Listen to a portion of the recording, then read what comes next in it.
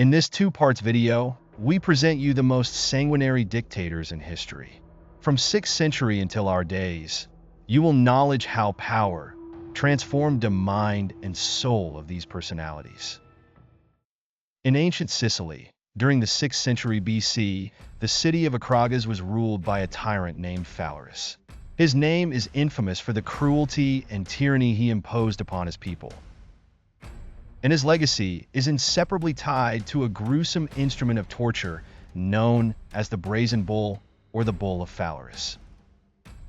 The Brazen Bull was a hollow bronze statue designed to resemble a bull, large enough inside to accommodate a person. Victims were locked inside the bull, and a fire was set underneath it. As the metal heated, the person within was essentially roasted alive, and it is said that the screams of the victim would emulate the bellowing of a bull. Phalaris used this monstrous device to punish his enemies and those who dared to oppose his rule. Legend even credits one of the first victims of the bull as its own inventor, Paralaus of Athens, who fell prey to the horror that he had engineered. The veracity of this story has been debated, but it certainly serves to illustrate the extreme cruelty for which Phalaris was known. His reign has become emblematic of despotism and oppression throughout history. This chilling tale of Phalaris and his brazen bull offers an enduring reflection on the nature of power and cruelty. It serves as a haunting reminder that tyranny can arise at any time and place, underscoring the importance of vigilance in the defense of human rights and justice. The story, shrouded in historical mystery, whether entirely factual or partly legendary, leaves a stark imprint, cautioning against the inhumanities man can inflict in the name of power. In the annals of Roman history, few emperors have been as notorious as Caligula, whose official name was Gaius Julius Caesar Augustus Germanicus. Born in 12 AD, Caligula became emperor in 37 AD after the death of Tiberius. Initially, he was embraced by both the Roman Senate and the people due to his promising policies and charismatic charm. His early reign included popular acts such as restoring freedom of speech and granting amnesties, earning him favor and admiration across the empire. However, the tides soon turned.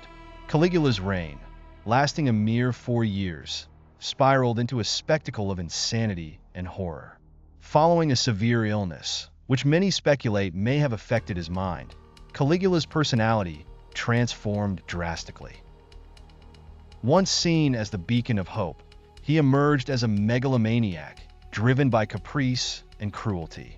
The young emperor, who had endeared himself with his childhood nickname Caligula, meaning little boots, was now feared as a tyrant. Caligula's rule is marked by a series of arbitrary executions. Those he perceived as threats, whether real or imagined, often met their end without formal trials. Wealthy citizens found themselves targeted as their properties were confiscated. The emperor delighted in humiliating his subjects, often forcing them to endure public shame through degrading displays. Perhaps the most blasphemous of his acts, Caligula declared himself a deity, insisting upon his worship throughout the realm. This declaration was seen as a sacrilege by many and added to his growing list of bizarre and offensive behaviors. Rumors of incest with his sisters and other sexual deviances only further fueled the disdain against him. His capacity for cruelty seemed boundless, with accounts describing his enjoyment of watching tortures and executions, even orchestrating deadly spectacles in the circus to satisfy his bloodlust. The unchecked tyranny of Caligula could not endure indefinitely. By 41 AD, discontent had brewed to a boiling point both among the common people and in the Roman Senate. His reign of terror concluded with his assassination at the hands of a conspiracy led by officers of the Praetorian Guard, who sought to end the madness that threatened to consume the empire. Caligula's legacy is one cast in shadow and infamy. His short-lived rule left an indelible mark of fear and suffering upon Roman society.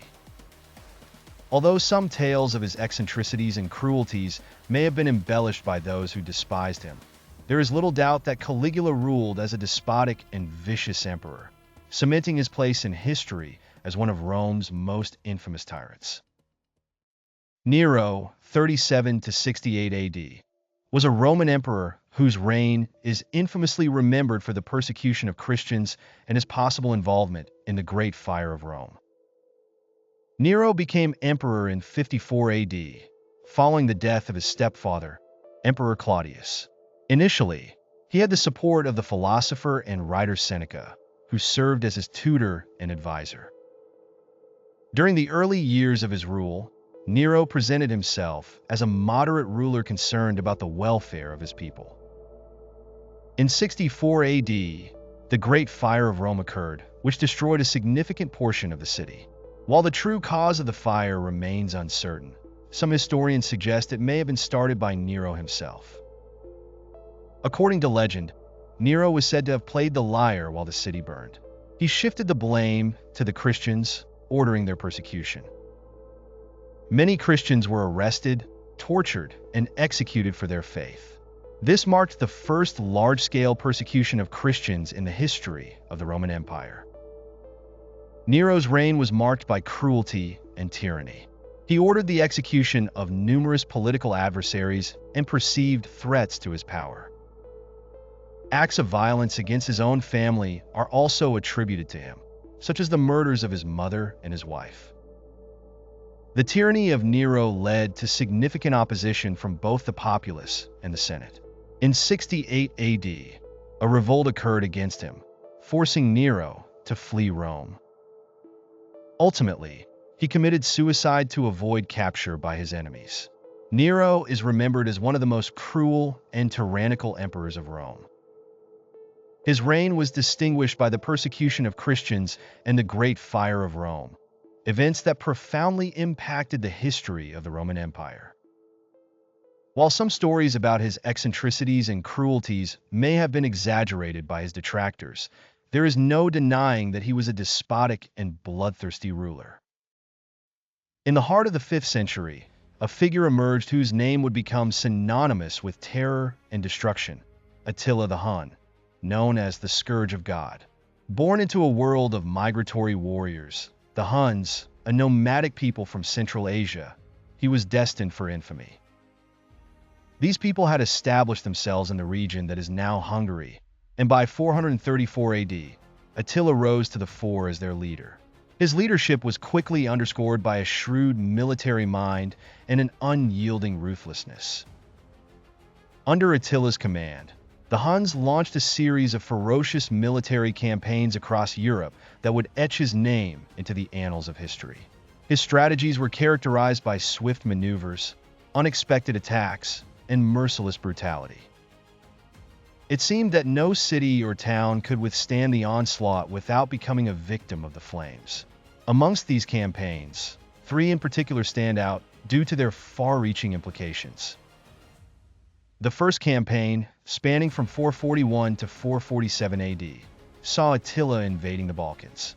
His forces devastated numerous cities, coercing the Eastern Roman Empire into paying tribute to stave off complete ruin. In 451 AD, Attila turned his attention to Gaul, today's France. It was here that he faced a formidable alliance of Romans and Visigoths at the Battle of the Catalonian Plains. Despite his notorious prowess, Attila suffered a rare defeat, a momentary halt in his seemingly endless advance. A year later, in 452 AD, Attila launched an invasion of Italy. Cities such as Aquileia and Milan bore the brunt of his wrath, razed to the ground under the relentless attack of the Huns. Rome itself, however, was spared. An encounter with Pope Leo I possibly deterred him from sacking the Eternal City. The year 453 AD marked the end of Attila's reign. He died suddenly, leaving behind a legacy not easily forgotten. His ferocity and the sheer scale of devastation he left across Europe ensured that he would be both feared and, in some quarters, admired for his military acumen. Attila transcended from history into legend, embodying not only barbarism and destruction, but also unmatched power and strength. His story serves as a stark reminder of civilization's fragility and humanity's capacity for cruelty and violence. It challenges us to reflect on the paramount importance of peace and cooperation among nations and the perilous nature of unchecked ambition and craving for power. In this tale of destruction lies a powerful call to learn from the past, to build bridges rather than burn them. Temujin, later known as Genghis Khan, was born into a noble Mongol family in the harsh landscapes of Mongolia. His early life was far from easy, marked by the murder of his father at the hands of rival tribes and the subsequent abandonment by his own tribe. The betrayal and hardship seemed to forge a fiery determination in young Temujin, shaping him into a charismatic and relentless leader determined to unite the fragmented Mongol clans.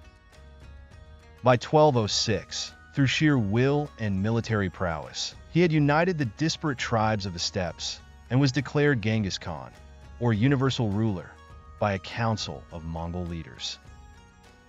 This newly consolidated power enabled him to launch a series of ambitious military campaigns, driving his forces across the vast expanses of Asia and into Europe. Genghis Khan's military strategies were revolutionary for their time. His armies were known for their discipline and adaptability, employing innovative tactics such as the use of fast-moving cavalry. These techniques enabled the Mongols to conquer larger and often better-armed forces with surprising speed and efficiency. However, the expansion of Genghis Khan's empire was also characterized by ruthless brutality. Cities that resisted were often razed to the ground, their populations killed or enslaved. Such extreme measures were employed not just for intimidation, but as a strategy to ensure the swift capitulation of opponents, spreading a deliberate fear that preceded his armies.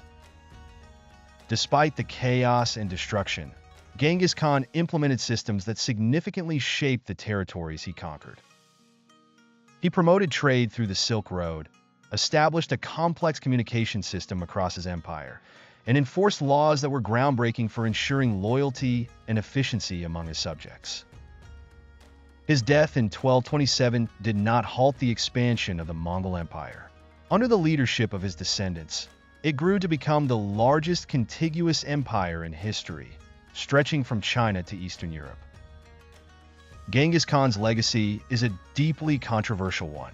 He is lauded for his capabilities as a military mastermind and a unifier of the Mongolian nation, yet he is equally criticized for the brutal destruction wrought by his conquests. His life and rule present a complex picture of power's dual nature, its capacity to foster unity and growth, as well as its potential for immense destruction. Reflecting upon Genghis Khan's story invites us to consider the enduring impact of leadership and its ethical dimensions. It illustrates how innovation and ambition can lead to monumental achievements, but also serve as a warning against the perils of unbridled conquest and tyranny, a timeless lesson on the duality of historical progress. Tomás de Torquemada, 1420 to 1498, was a Spanish Dominican friar best known as the first Grand Inquisitor of the Spanish Inquisition. His role in the persecution and torture of thousands accused of heresy, primarily Jewish converts to Christianity, has made him a controversial and heavily criticized figure in history. Born into a family of conversos, Jews who had converted to Christianity, Torquemada was educated at the monastery of San Pablo in Valladolid and was noted for his fervent defense of the Catholic faith. His religious education and experience as prior of the convent of Santa Cruz in Segovia provided him with the knowledge and discipline he would later apply within the Inquisition. In 1483, the Catholic monarchs, Isabella I of Castile and Ferdinand II of Aragon, appointed him as the Grand Inquisitor, a position that granted him nearly unlimited power to pursue heresy throughout their kingdoms. Torquemada dedicated himself to organizing and consolidating the Inquisition, establishing tribunals and dictating procedural norms that allowed for the systematic persecution of those he deemed enemies of the Catholic faith. The Spanish Inquisition became known for its rigor and severity. Under Torquemada's leadership, there was an intensified persecution of conversos accused of secretly practicing Judaism, crypto-Judaism. It is estimated that thousands of people were tried, tortured, and condemned to death by burning at the stake, auto da fe. One of the most notable episodes of the Inquisition under Torquemada's rule was the expulsion of the Jews from Spain in 1492. This edict forced thousands of Jews to leave the country, losing their properties and leaving a deep scar in Spanish society. Torquemada's legacy is a subject of numerous controversies and debates. For some, he was a defender of the Catholic faith and an instrument to maintain religious unity in Spain.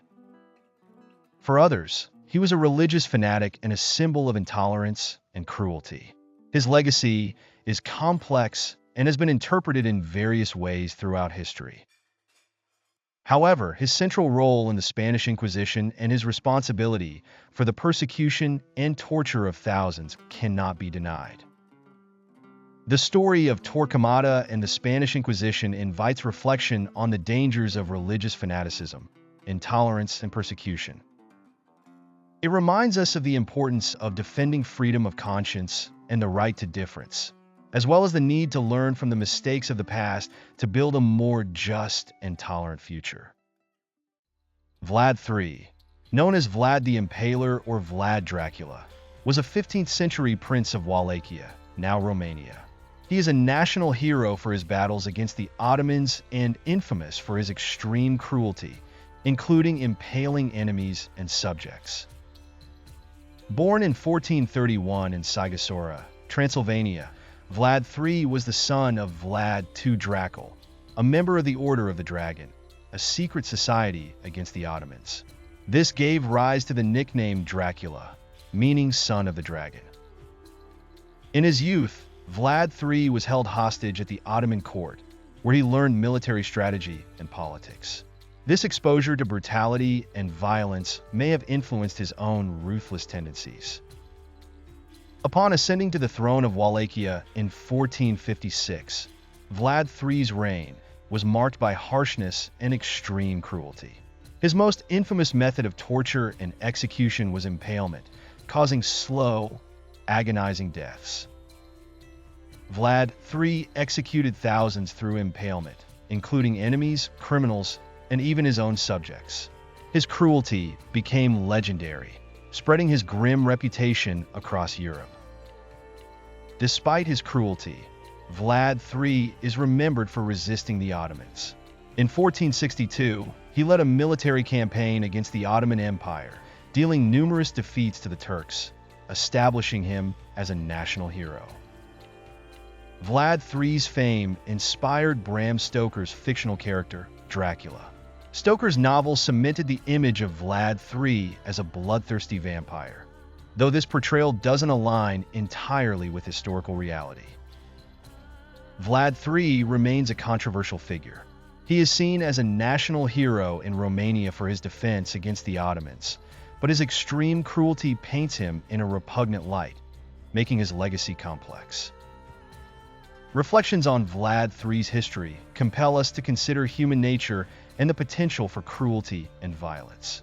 His story reminds us that history is full of complex figures, requiring a critical examination. The legacy of Vlad III illustrates that cruelty and violence are untenable paths to building a just and peaceful society. His story serves as a reminder of the complexities and contradictions in historical figures. Enrique VIII, born in 1491 and reigning until his death in 1547, was one of England's most influential and controversial monarchs. His tenure was defined by 6 marriages and a series of politically and religiously significant decisions that left a lasting imprint on the country's course. Enrique ascended to the throne in 1509, following the death of his father, Enrique VII. The early years of his reign were marked by his penchant for sports, music, arts, theology, and politics.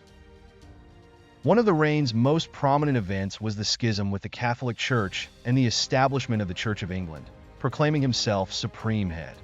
This rift was spurred by his desire to annul his marriage to Catalina de Aragon, who had not provided him a male heir.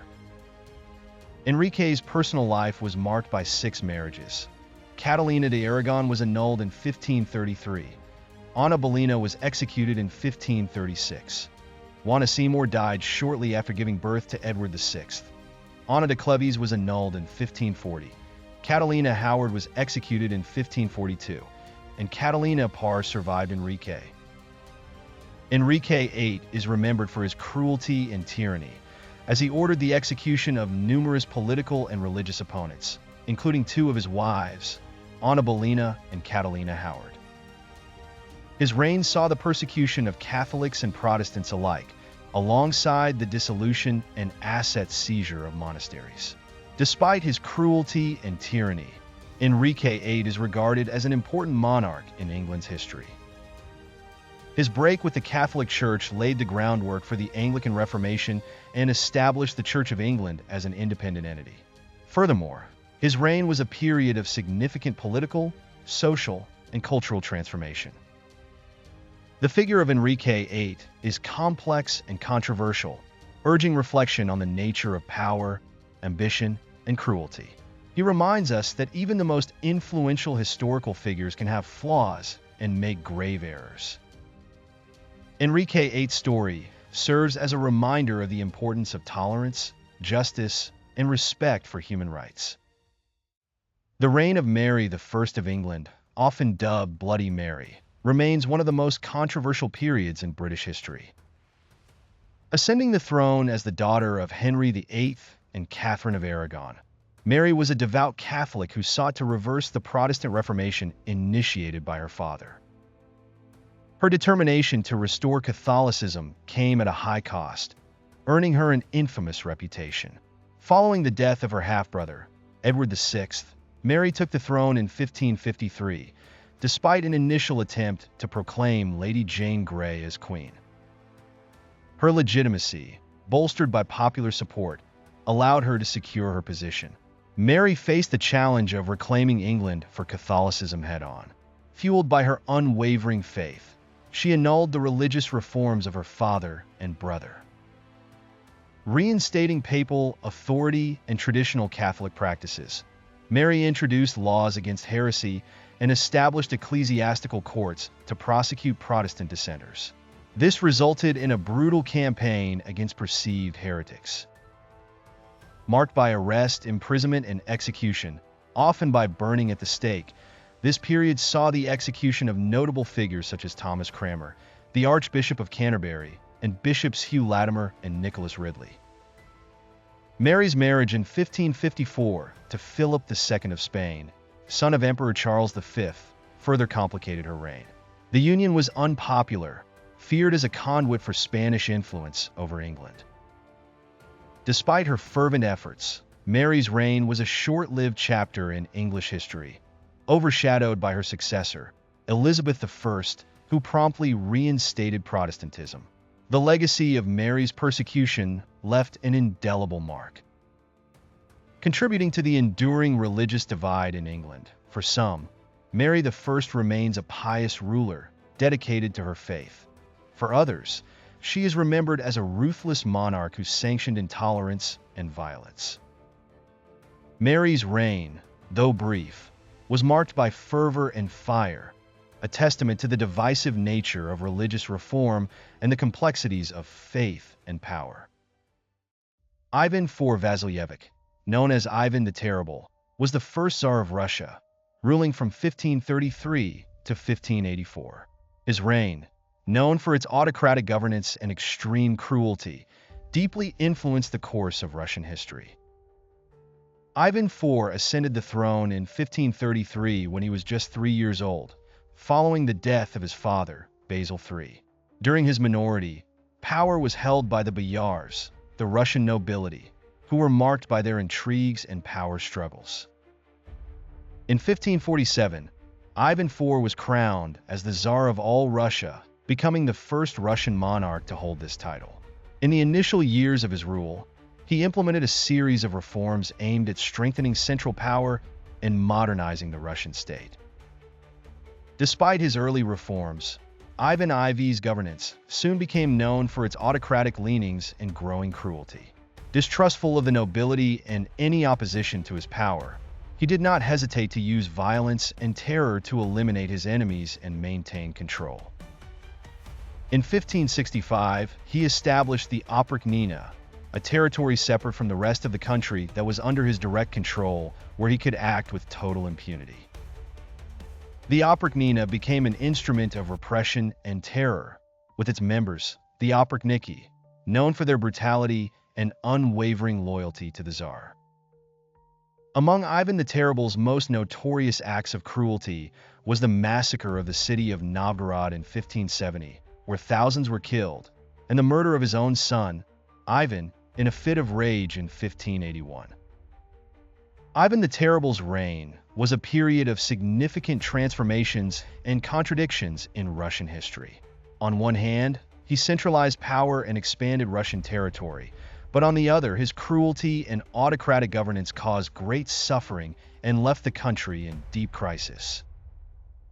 Ivan the Terrible's figure has sparked numerous controversies and debates. To some, he was a reformist ruler who laid the foundations of modern Russia, while to others, he was a cruel and ruthless tyrant who plunged the country into chaos. The story of Ivan the Terrible invites reflection on the nature of power and violence. It serves as a reminder that even the most powerful leaders can fall victim to their own passions and commit acts of great cruelty. Ivan the Terrible's legacy underscores the importance of imposing limits on power and the necessity of protecting human rights and the dignity of all individuals. Isabel Bathory, born into a noble and wealthy Hungarian family in 1560, has gone down in history with the gruesome nickname of the Blood Countess. Her legend, woven from equal parts of reality and fiction, presents her as one of the most prolific serial killers in history, obsessed with eternal youth. Raised in an environment of luxury and refinement, Isabel received a meticulous education and married at the young age of 15 to Count Ferenc Nadasdy, a powerful Hungarian noble. The union, though convenient for both families, did not prevent Isabel from developing a complex and disturbing personality. After the death of her husband, Isabel Bathory's dark legend began to take shape. She was accused of torturing and murdering hundreds of young peasant girls who worked in her cactus castle. The stories of her macabre crimes, including brutal beatings, mutilations, and bloodbaths, spread rapidly. Alerted by the growing wave of rumors, the Hungarian authorities launched an investigation that culminated in the arrest of Isabel and her accomplices in 1610. The trial, held the following year, revealed chilling details about the Countess's crimes. Although she never confessed, she was sentenced to life imprisonment. Isabel Bathory was walled up in a room in her castle, where she died in 1614. Her story has been the subject of controversy and debate over the centuries. Some historians argue that the accusations against her were exaggerated or even invented by her political enemies. Others defend the authenticity of the testimonies and evidence presented during the trial. Beyond the veracity of her legend, Isabel Bathory has become a symbol of human cruelty and depravity. Her story has inspired numerous works of art, literature, and film, fueling the myth of the evil woman. Reflections on the legend. The legend of Isabel Bathory invites us to reflect on the nature of evil and the human capacity to inflict suffering and pain. Her story, regardless of its truth, reminds us of the importance of justice and the need to protect the most vulnerable from cruelty and oppression.